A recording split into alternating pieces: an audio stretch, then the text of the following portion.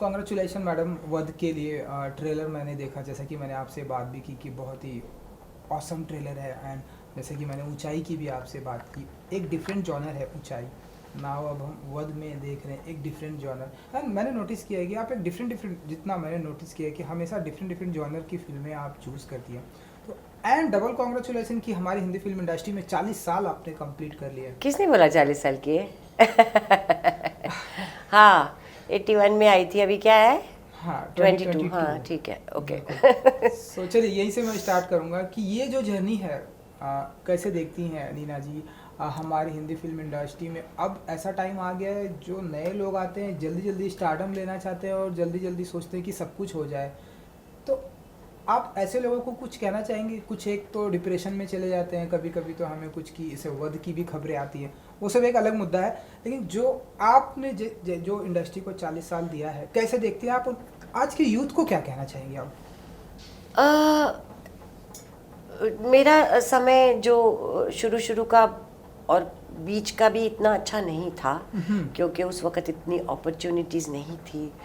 हमें हमारा कोई माई बाप नहीं था, कोई गॉडफादर नहीं था जो हमको समझाए कैसे इस बिज़नेस को कैसे हैंडल करना है।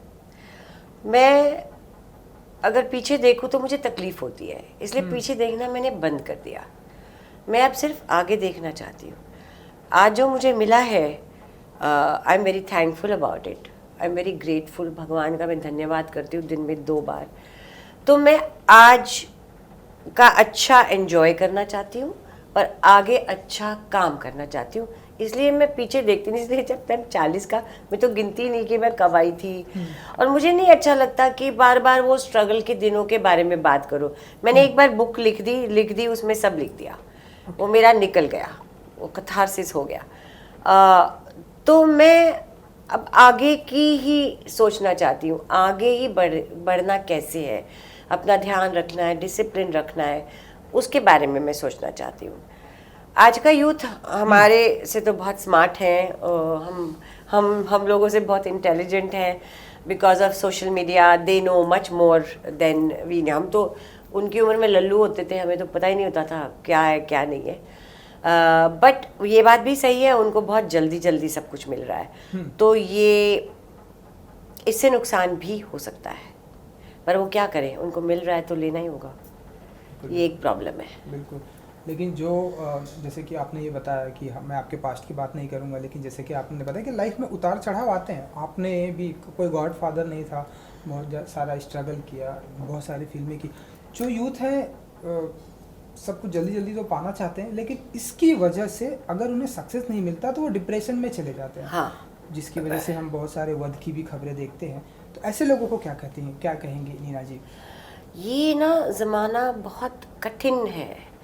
जीवन जीना, एक वो गाना है ना, ये भोग भी एक तपस्या है, तुम त्याग के मारे क्या जानो। बिल्कुल। तो जीना बड़ी तपस्या का मामला है, की बात है। ऐसा नहीं है कि अभी सब कुछ हो रहा है, पहले भी होता था, अभी ज़्यादा बाहर दिखता है, आता है, मीडिया में आता है। मैं कैसे बची? मैं भी आई थी, मैं एक पेइंग गेस्ट में रहती थी। एक रूम में 2 लड़कियां रहती थी, 500 रुपया ईच देते थे, खार में स्टेशन के पास। मुझे भी बहुत डिप्रेशन होता था, काम नहीं मिलता था, रोज़ उम्मीद होती थी आज ये मिल जाएगा, फिर कहीं एक नौकरानी का रोल मिल गया, कहीं कुछ ऐसा ऐसा मिलता था। मुझे किसने बचाया, जो आई एम वेरी थैंकफुल, मेरी माँ को मैं बहुत शुक्रिया अदा करती हूँ।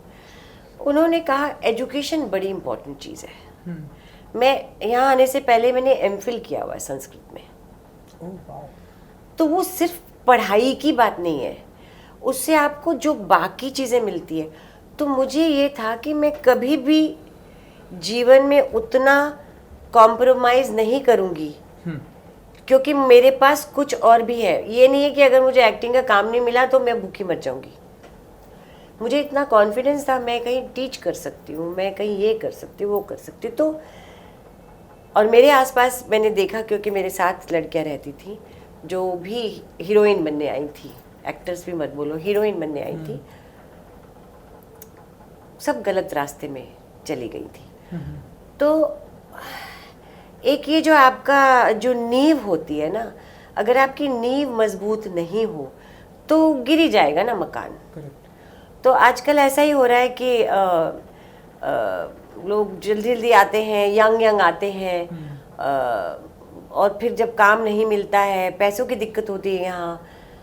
वो तो पहले भी था, तो डिप्रेशन में पहले भी जाते थे, गलत रास्ते में पहले भी जाते थे, अब भी जाते हैं। ये जितना भी लाइमलाइट वाले ऐसे काम होते हैं उसमें तो ये होएगा ही। एजुकेशन, मेरी माँ ने कहा था, मुझे बड़ा गुस्सा आता था कि मेरे को एक्ट्रेस बनना है, मेरे को इतना पढ़ाई हो के क्या करेगा, पर बहुत काम आया। पढ़ाई आपके संस्कार, आपके, एक बात और बहुत इम्पोर्टेंट है, मोस्टली लोग, मेरे माँ बाप भी नहीं चाहते थे कि मैं एक्ट्रेस बनूँ, वो चाहते थे मैं IAS ऑफिसर बनूँ। मैं पढ़ाई में अच्छी थी, पढ़ाई में बहुत अच्छी थी। अगर आपको ये पता हो कि आप, सात खून तो नहीं कहूँगी कि आप कुछ भी कर लें, you can go back to your parents, आपको वो वापस ले लेंगे, चाहे आप उनकी मर्जी के खिलाफ आए हैं बम्बई या कहीं भी, तो बहुत बड़ा सहारा होता है। बहुत से लोग ऐसे आते हैं, एक तो जिनके माँ बाप अफोर्ड नहीं कर सकते, वो वापस शर्मिंदा होके वापस नहीं जाना चाहते कि लड़के आए हैं, तो ऐसा नहीं होना चाहिए। आपका पीछे जो बैकबोन है, आपकी फैमिली, वो होनी चाहिए, और उसमें शर्म नहीं करनी चाहिए कि मैं फेल हो गया तो मैं वापस नहीं जा पाऊँगा, मैं तो लड़के आया था कि मैं तो स्टार बनूँगा। नहीं, चले जाओ वापस, फिर आ जाओ, पेट्रोल लेके फिर आ जाओ।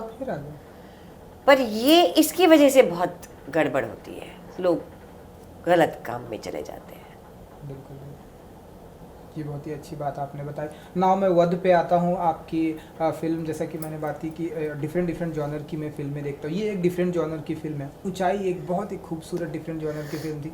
किस अंदाज में दिखाई देने वाली है इस बार हमें नीना जी? वध में? वध में बेचारी हूँ वध में बहुत बेचारी हूँ। एक normal lower middle class housewife हूँ, जिनका जीवन, उनके पति और उनके बच्चे, उनका एक बेटा है जो बाहर पढ़ता है, उसके इर्द गिर्द ही घूमता है। तो एकदम बिल्कुल सीधी सादी तरह का एक रोल है। बिल्कुल। संजय जी हैं, वो मैंने सुना है कि आप एंड वो जो है एक ही इंडस्ट्री से पढ़ के आए हुए हाँ, हैं। हाँ। आप सीनियर हैं शायद। क्या हुआ कि परसों मिले हम इंटरव्यूज़ के लिए, तो परसों मुझे पहली बार पता चला कि मैं सीनियर हूँ।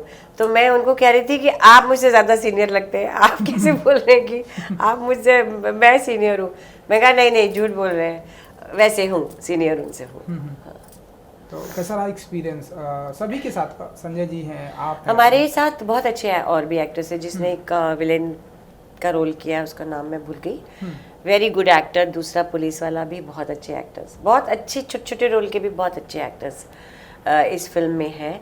और संजय के साथ बहुत मज़ा आया, पहली बार उनके साथ काम किया और बहुत मज़ा आया, एकदम रैपो बन गया उनके साथ। तो हम ऐसा माने कि अभी भी डिफरेंट जॉनर करने की इच्छा रखती हैं नीना जी? जिस तरह से मैं आपके, जिसे कि मैंने मैं बार बार बात कर रहा हूँ, ऊंचाई बहुत ही खूबसूरत फिल्म मुझे लगी, ऐसे मैं देख रहा था। तो उसके बाद ये एक डिफरेंट अंदाज में नीना जी आ गई हमारे सामने। तो ऐसा माने कि डिफरेंट अभी और भी बड़े डिफरेंट अंदाज में आने वाली हूँ।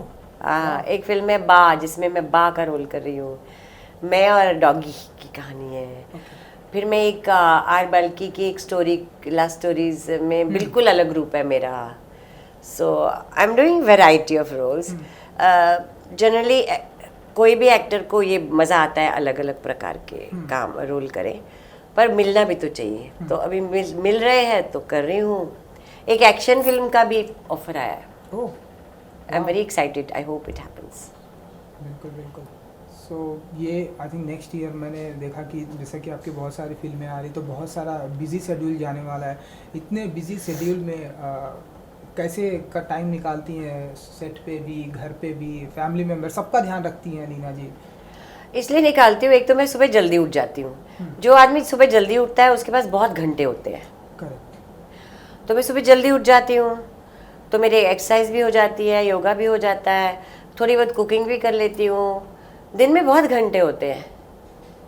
और अब मसाबा का अपना अलग जीवन है, वो अपना सब खुद करती है। मेरे हस्बैंड भी नहीं रहते मेरे साथ, वो भी मेरा कम काम है क्योंकि वो ज़्यादातर मुक्तेश्वर में रहते हैं, कभी कभी आते हैं, हम लोग आते जाते हैं। तो मैं अकेली रहती हूँ, तो मेरे पास बहुत समय होता है। बिल्कुल बिल्कुल।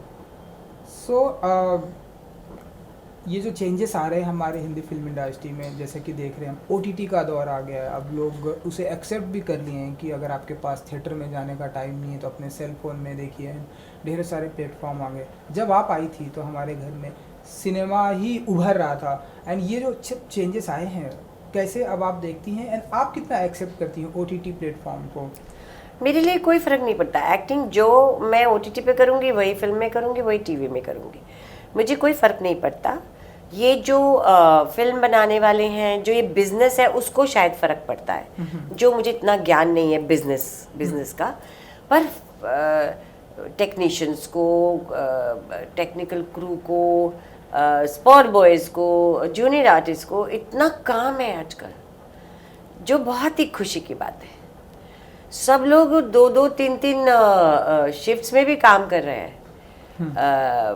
कितना काम है, जो कि बहुत खुशी की बात है। और मेरे लिए कोई फ़र्क नहीं पड़ता। मैं OTT में एक तरफ पंचायत करती हूँ, एक तरफ मसाबा करती हूँ, दो बिल्कुल अलग प्रकार के रोल करती हूँ। तो it's a very good time. बिल्कुल बिल्कुल। ट्रेलर के आखिरी में ऐसा बहुत ही कंफ्यूजिंग लग रहा है कि जैसे कि लग रहा है कि लास्ट में ट्रेलर ख़त्म हो गया, वध होने वाला है किसी का। आई डोंट नो क्या कुछ होने वाला है, कुछ बता सके? 9 दिसंबर को वध आ रही है, एंड किसका किसका वध होने वाला है। एंड आपने बताया कि बहुत ही अच्छी बात है कि ये मेरा घर है, यहाँ पर हम वेजिटेरियन लोग, ये सब क्या तुम ला रहे हो सब कुछ, तो बताइए। 9 दिसंबर को वध आ रही है, एंड हाँ, 9 दिसंबर को वध हमारी पिक्चर आ रही है थिएटर में। और आप लोग हमेशा मैं सुनती आई हूँ कि कहते हैं कि संजय जी और मेरे जैसे एक्टर्स को और अच्छा काम मिलना चाहिए। तो तभी मिलेगा जब आप थिएटर में जाके देखेंगे पिक्चर, तभी लोग बनाएंगे। अब इसको हिट करवाइए। और इसमें क्या है कि आपको हमेशा एक हुक है कि आगे क्या होगा। ये पिक्चर आपको पकड़ में रखती है कि आगे क्या होने वाला है। किसका वध होता है, किसका नहीं होता, ये तो बता नहीं सकती मैं। बिल्कुल बिल्कुल। तो आपको देखनी पड़ेगी पिक्चर। चलिए, thank you madam, thank you so much. And ऐसे ही आप डिफरेंट जॉनर की फिल्में करते रहिए। Thank you so much. Thank you. Good luck. Thank you. Thank you. वो लेना है नीना गुप्ता।